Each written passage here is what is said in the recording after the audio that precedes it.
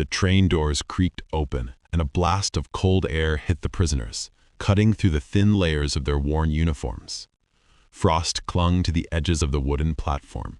Each breath formed a brief cloud that disappeared almost instantly. The Japanese soldiers stepped onto the frozen ground, their legs weak and their stomachs empty from days without proper food. They looked nervously at the rows of unfamiliar buildings. A metallic clang echoed from the mess tins, clattering in the hands of the men in front, with each sound reminding them of the strange new world they had entered.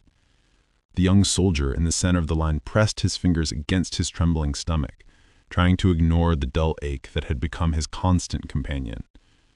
Each step crushed against the frost-hardened earth. The smell that wafted from the distant kitchens was unfamiliar, almost unrecognizably rich, fatty, warm. It was nothing like the thin rice and bitter soup they had eaten, nothing like the harsh, smoky rations from the Pacific Islands. His mind raced with the warnings drilled into him since enlistment. Americans were monsters, cruel beyond understanding, and a captured soldier would face only humiliation or possibly death. Yet here they stood, lined under the watchful eyes of calm, uniformed guards who made no threatening gestures, no shouts, no strikes. The silence weighed heavily, like the winter wind, leaving the soldiers suspended between expectation and disbelief. A whisper passed through the line. What will they do to us?" No one answered, but the tension spread down the ranks. Each man felt his chest tighten, each heartbeat a drum of anxious anticipation. The young soldier's fingers brushed the rough edge of his empty tray, and for a brief moment he imagined the worst, a scene of punishment and humiliation, the nightmare he had been told about the Americans. Then the first signs of movement came from the kitchen doors. Steam curled into the freezing air, bringing scents that promised something different, something unimaginable. He swallowed hard, with his heart racing, caught between fear and a spark of something he could not identify. For the first time, a single terrifying question lodged in his chest. What if this is not what we were told it would be? The young soldier had been taught that surrender was the ultimate disgrace, a stain on his family, his honor, and his very existence. Born in a small coastal village in Japan, he had grown up hearing stories of bravery. He heard about warriors who chose death over capture and the sacred duty to fight fiercely for the emperor.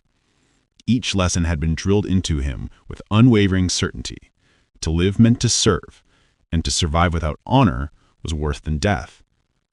Yet here he stood, among the broken and exhausted, a prisoner of a foreign enemy, with the ocean's salty heat pressing against his back, and the relentless humidity clinging to his sweat-soaked uniform.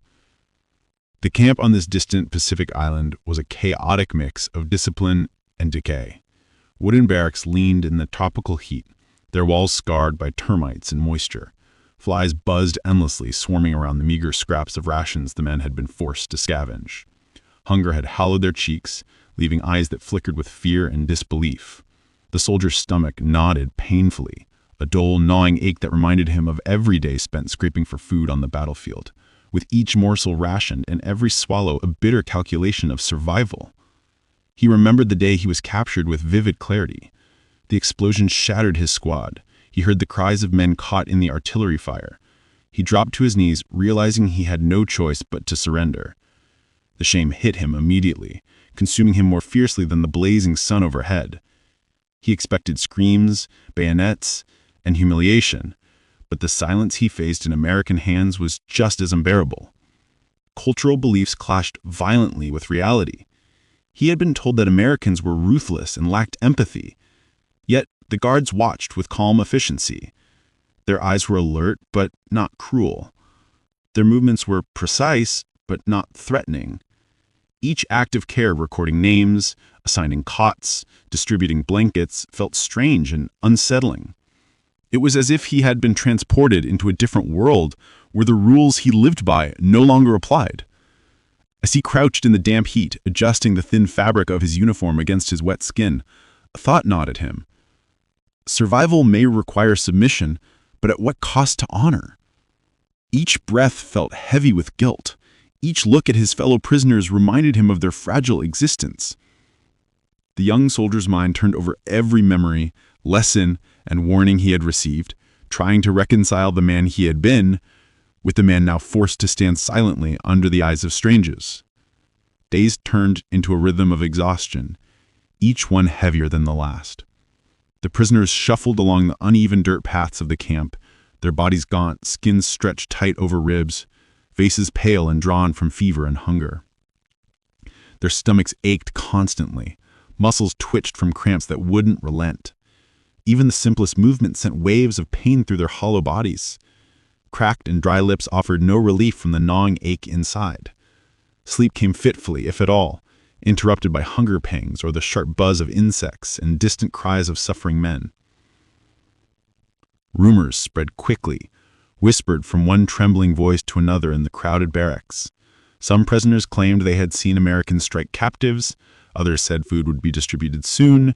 Some had heard stories of generous provisions, small comforts offered to prisoners as a psychological tactic. No one knew what to believe, and every new day brought the fear of uncertainty. The young soldier's mind could not find peace. Every shadow that flickered across the barbed wire seemed to hide unseen cruelty. Each clang from the distant mess hall stirred panic and hope at the same time. The air was thick with humidity, stifling and oppressive, clinging to sweat-soaked uniforms that hadn't been washed in weeks. The rusted barbed wire creaked in the wind like a groaning beast, a constant reminder of their confinement. Many men shook with fever chills. Thin blankets did little to keep off the icy drafts that crept through the barracks. Each night, the prisoners huddled together, whispering cautiously, trying to piece together bits of truth from rumors that could easily be lies. The anticipation of a meal, no matter what form it took, became both torment and a faint ray of hope. Hunger gnawed at reason, making each whispered story feel monumental. One man spoke of a tray of steaming meat, while another dismissed it as impossible, claiming it was a trap, a cruel joke meant to humiliate them. The young soldier's heart raced whenever he caught the faint scent of food on the wind, teasing his senses, promising nourishment while demanding skepticism. And so the days dragged on, a slow grind of physical pain and mental anguish. Fear and hope intertwined, indistinguishable from one another. Each prisoner navigated this tense limbo. Some steeled themselves against disappointment, while others fell into despair. For the young soldier, every imagined meal tested his resilience. Every rumor became a dagger of doubt lodged in his chest. The weight of hunger and fear pressed down, leaving only the ending question. What will happen when the food finally arrives? From the edge of the barracks, the prisoners watched in tense silence. Steam rose in lazy curls from rows of large metal pots, carrying a smell they could not place. Rich, savory, warm. Their stomachs tightened, a mix of hunger and dread, as the aroma tempted them. Each scent was a contradiction, both enticing and threatening, as the soldiers did not know if this indulgence was a trick. The young soldier pressed his hands together, eyes narrowed, trying to make sense of the scene. The guards moved with a calm, almost casual precision. They lifted ladles and stirred the contents with smooth, unhurried motions. One soldier laughed at a joke he made to the cook, while another playfully reprimanded a colleague when a pot nearly tipped. The sounds made the prisoners flinch. Laughter, calm voices, no cruelty, no shouting, no immediate violence. It felt almost unbearable in its strangeness. The line of men shifted restlessly. One whispered that surely, any moment now, a cruel twist would come, a plate tossed into the dirt, a fist raised for punishment. Another suggested the meal was a trick, a psychological experiment designed to mock them after they ate. Eyes darted between the prisoners and the kitchen, searching for hidden malice. Each clang a ladle hitting a pot echoed loudly in the cold morning air, like the tolling of a bell. The young soldier's mind raced, every sense on high alert. The scent of baking bread mixed with the aroma of sizzling meat, both unfamiliar and alluring, stirring memories of home that felt impossibly distant. His hands shook, not from cold but from anticipation, fear, and the impossible hope that maybe this was not a trick. Then the moment came. Trays lined up, glinting under the weak winter sun as the cook started to fill them with steaming portions. The prisoners stiffened, gripping their empty mess tins like shields, hearts beating in unison. Every pair of eyes widened, every breath caught in their throats. The young soldier's stomach twisted, His mind screamed warnings, but no punishment came. Only the sight of food, abundant, real, and tangible. Yet even as the first trays got closer, one thought lingered in the young soldier's mind. This cannot be what it seems. Can it? The first tray reached the young soldier and he froze, fingers hovering over the edge as if touching the food might trigger some hidden punishment. Steam curled upward, brushing his face with warmth that felt almost obscene against the cold fear he had carried for weeks. The scent was intoxicating. Roasted meat, golden fried potatoes, and soft bread still warm from the oven. He saw the butter melting over the bread, the juices pooling around the meat, and for a moment he couldn't move. He glanced at the men around him. Faces, once tight with suspicion, mirrored his hesitation. Every eye flicked from tray to tray, searching for signs of a trap. Was this mockery? A subtle cruelty to remind them of their weakness? The young soldier's heart pounded in his chest, a mix of terror and hope. Slowly, almost without thinking, he lifted the fork to his lips, the metal cold and strange against his trembling hand. The first bite hit his tongue, and the world shifted. Flavor exploded in his mouth. Rich, buttery, real. The meat was tender, seasoned in ways he had never imagined. The potatoes, soft and hot, melted under his teeth. He gasped. A strangled sound escaped his throat, half disbelief, half awe. Around him, other men froze mid-bite, silent, each processing the unbelievable reality. This was not punishment, not humiliation. It was care. He closed his eyes, letting warmth and taste wash over him. Memories of endless hunger, sour rations, chewing tree bark, and gnawing emptiness in his stomach collided with this sudden abundance. Tears pricked his eyes, the sting sharp against the sweetness of butter and bread. He swallowed hard, trying to compose himself, aware that others were doing the same, their faces glistening with moisture, their eyes wide and confused. The young soldier's mind spun. Everything he had been taught, that Americans were monsters, that surrender meant disgrace, fell apart in the face of a simple meal. Each bite was a contradiction, proof that human kindness could exist even in war. He scanned the mess hall, noticing the relaxed expressions of the cooks and the gentle nods of the guards as trays were passed. No one mocked, no one sneered. They moved with efficiency, but also with calm and respect. A whisper spread through the barracks, soft but clear. They feed us. The words hung in the air like a delicate bell. Fragile and impossible. His stomach, once a pit of pain and emptiness, swelled with a new feeling. Gratitude, awe, a tentative hope that maybe the world wasn't as cruel as he had believed. He looked down at his tray again, steam rising, food untouched by trickery or malice. The young soldier's chest tightened with emotion, a deep, unfamiliar weight. This meal, this simple act of care, had dismantled decades of fear and indoctrination. It was not a trap. It was humanity. And for the first time since his capture, he allowed himself to fully feel it. The flavor of the meal lingered long after he finished. Each taste a vivid reminder of the moment when fear gave way to astonishment. The young soldier sat on his cot, tray empty but memory full, a knot of guilt twisting in his stomach alongside lingering hunger. Why would the enemy, the Americans he had been taught to hate, feed him with such care? Each memory of home, each lesson drilled into him since childhood, insisted that appreciating kindness from the enemy was betrayal. Yet his senses betrayed him. Warmth, nourishment, and decency had been offered freely, without coercion. Flashbacks pressed into his mind. He could hear the stern voices of instructors and the grainy propaganda films depicting Americans as monsters, devils in uniform, capable only of cruelty. He remembered the maps marked in red and the exaggerated tales of torture. Fear had been instilled in every recruit, teaching them that surrender meant dishonor or even death. Yet here, before his eyes, the reality was impossible. Laughter echoed in the kitchen as cooks joked, the clatter of utensils punctuated by light-hearted commands, and guards shared quiet words with one another. Ordinary human behavior unfolded before him, contradicting everything he had believed. The soldiers moved with calm efficiency and warmth. A gesture as simple as distributing bread carried monumental implications. His mind wavered between astonishment and self-reproach. To feel relief was one thing, to feel gratitude was another entirely. He struggled with the idea that enjoying a warm meal could make him complicit in a betrayal of his homeland's teachings. Yet the more he observed, the more he realized their humanity was not an attack or a test. It was the reality of people living their lives in extraordinary circumstances. For the young soldier, the conflict was both exhausting and exhilarating. Gratitude pressed against the weight of shame, curiosity against fear, and humanity against years of indoctrination. Each heartbeat felt like both a betrayal and a revelation. In this quiet aftermath of a meal, he realized his understanding of honor, duty, and survival would never be the same. The barracks fell into a rare and fragile calm. Steam rose lazily from the metal trays, curling like mist over the frozen ground as prisoners brought bites to their mouths with trembling hands.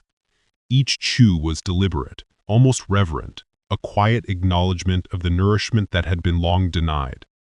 The young soldier's eyes darted to the men around him, noting the subtle shifts in posture, the way shoulders relaxed for the first time in weeks, and the tiny exhalations that revealed relief and awe. A POW across the room paused mid-bite, eyes glistening as he stared at the bread in his hands. A single tear slipped down his cheek. He brushed it away hastily, but the gesture didn't go unnoticed.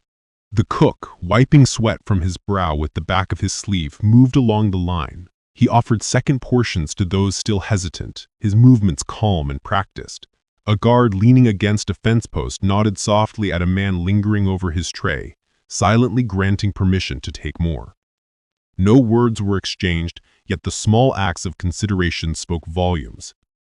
The young soldier felt the warmth of the meal seep into him, a tactile comfort contrasting sharply with the chill of the night air coming through the wooden walls. The clang of mess tins echoed softly, interrupting the murmurs of gratitude and whispered comments. Outside, the wind whispered through the barbed wire, carrying the distant creak of the gate, the subtle rhythm of guards pacing, and the faint lapping of waves against the shore. In this ordinary yet extraordinary scene, time seemed to stretch and bend. Subtle glances were exchanged among prisoners, small acknowledgments of shared experience, a silent recognition that they witnessed something both simple and profound. Each bite carried the weight of memory, loss, and the strange comfort from the very enemy they had been taught to fear. The young soldier caught himself smiling quietly, a sensation both foreign and terrifying. He realized the act of eating had become an unspoken connection, a momentary bridge between cultures torn apart by war. In the quiet breathing of the camp, humanity lingered in small, fragile gestures, a shared smile, the offering of seconds, careful attention to need. For the first time, the young soldier felt something he had thought impossible, a sense of peace, fleeting but undeniably real. Settling softly among the men, the young soldier lingered near the edge of the mess hall, tray nearly empty, stomach full, but heart still tight with disbelief. A guard approached, carrying an extra piece of bread wrapped in a clean cloth. The gesture seemed small and casual, yet struck him with a force he had not anticipated. Fingers trembling, he reached out, hesitating as if taking the bread might shatter some invisible barrier. The guard's eyes met his, calm and steady, conveying no judgment, no condescension, only recognition of shared humanity. "Take it," the guard said quietly, his voice low but carrying warmth that made the young soldier flinch. It was not an order, not a test, not a lecture, just an invitation to accept something freely offered. The young soldier's hands closed around the bread, and for the first time, he allowed himself to feel gratitude without fear. The warm loaf pressed against his palms, soft and fragrant. The ordinary act of holding it felt like a revelation. He stepped back slightly, his mind racing with contradictions. All the lessons drilled into him since childhood. Americans were monsters. Surrender meant disgrace. Compassion was weakness, crumbled like dry leaves underfoot. Yet here was proof to the contrary, simple, undeniable, human. He looked up at the guard again, noticing the faint streak of soot on his cheek, the sweat dampening his brow, the casual shift of weight as he waited patiently. There was no trap. There was only humanity in its quietest, most persuasive form. A lump rose in the young soldier's throat, and his eyes stung with tears. He could not speak the words, not in Japanese or English, but he nodded a slow, unsteady gesture that conveyed everything he could not voice. The guard nodded back, understanding without needing explanation, and stepped aside, leaving him alone with the weight of his realization. Around them, the barrack seemed to hold its breath. The soft crunch of bread beneath eager teeth, the muted rustle of clothing, and the distant hum of wind against the buildings underscored the surreal intimacy of the moment. The young soldier sank onto a nearby bench, the bread resting in his lap, and allowed the tears to fall. Fear, suspicion, indoctrinated hate, all washed away, leaving only astonishment, gratitude, and a fragile sense of connection. In that silent encounter, he understood something profound. War had taught him to expect cruelty, but life, even in its darkest hours, could offer care. Trust could replace fear. Humanity could overcome years of propaganda. In the quiet aftermath, he realized the truth that would haunt and sustain him in equal measure. Compassion, even in war, was stronger than the hatred it sought to counter. The ship groaned against the rain-soaked docks, each rope creaking under the weight of returning soldiers and their memories. The older version of the young soldier, now a man hardened by experience, yet softened by reflection, stepped onto Japanese soil with careful, measured steps. The smell of wet wood and salt from the harbor mixed with the faint aroma of cooking fires from nearby homes. The distant voices of people carried across the damp air, and he felt the pull of a homeland that had changed in his absence, just as himself had changed. Simple meals at home now carried layers of meaning he had never recognized before. A bowl of rice, once a mundane staple, tasted different. Its warmth and texture evoked echoes of the American bread, meat, and butter he had eaten as a POW. He remembered the first bite of that foreign meal, the trembling hands of men around him, and the quiet astonishment in their eyes. It was more than food. It had been a revelation, a crock in the rigid beliefs of honor and hatred instilled since childhood. That memory lingered, guiding him through the unfamiliar streets of post-war Japan. Every corner of his city felt different. Familiar landmarks lay shattered by bombed-out buildings. Streets were filled with reconstruction and the cautious hope of renewal. Yet, beneath the rubble, life stubbornly continued. He saw children playing among the ruins, women carrying bundles of firewood, and men quietly fixing what had been broken. In each act of rebuilding, he recognized the same care he had felt across enemy lines. The shared humanity defied expectation and reshaped his understanding of the world. He often recalled the American guard, the cook, the bread, and the meals shared that had replaced fear with understanding. Though it had been a brief moment, it endured as a quiet testament to the power of kindness. These simple gestures mattered more than propaganda or war orders ever could. That evening, as he sat at a small table enjoying familiar flavors from home, he let himself smile. The war was over, but the lessons it left, the fragility of hatred, the strength of compassion, and the complexity of human nature, remained. Remembering helped him heal. Slowly but surely, carrying the truth of that first American meal into a life rebuilt from ashes. In the quiet of his old wooden house, the elderly man sat by a low table. The steam from his cup of tea curled upward like a fragile memory. Outside, the wind whispered through the shoji screens, carrying the faint scent of rain and pine. His lined and weathered hands held the warm cup. For a moment, he closed his eyes and was transported decades back to that cold camp. He heard the clatter of mess tins and the hesitant smell of roasted meat. He thought of the meal and the hands that offered it. He was surprised to feel that kindness could weigh more than any weapon. This memory had shaped him quietly, leaving marks in every gesture and in every act of care he had shown to others. It was a story he rarely shared, too intimate, too fragile for casual talk, but it lived within him, a quiet flame against the war's shadows. Sometimes, his grandson asked about the war, about the battles and medals, about soldiers and fear. He would share only fragments, careful words that hinted at lessons without revealing the full depth of what he had seen. The young boy listened with wide eyes, imagining heroism and hardship. He remained unaware that the true story lay not in the fighting, but in the small acts of humanity that turned enemies into mirrors of themselves. Even without words, the legacy endured.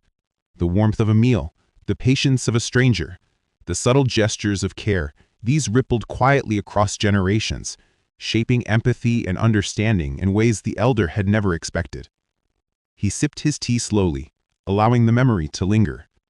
In that silence, he realized that compassion, once given, never truly fades. It echoes softly, but enduringly, long after the war has ended. In the quiet aftermath of war, when the cannons have fallen silent and fields once scarred by conflict begin to heal, a single moment stands out more vividly than any battle or strategy. A simple meal shared across lines drawn by fear and ideology can reveal that humanity persists even in the darkest times. It reminds us that enemies often reflect ourselves, bound by circumstance, loyalty, and the fragile pulse of life. The warmth of bread, the soft murmur of a shared table, the careful gesture of offering food, these are not acts of grand heroism, yet they hold a significant weight that resonates through decades. Compassion, quiet and unassuming, can break down the rigid walls of hatred, exposing the common heart that beats within us all. In that fleeting intimacy, the line between foe and friend blurs, leaving only the lasting connection of shared human experience. History may remember battles, victories, and losses, but the small, tender moments often outlast the noise of guns and propaganda.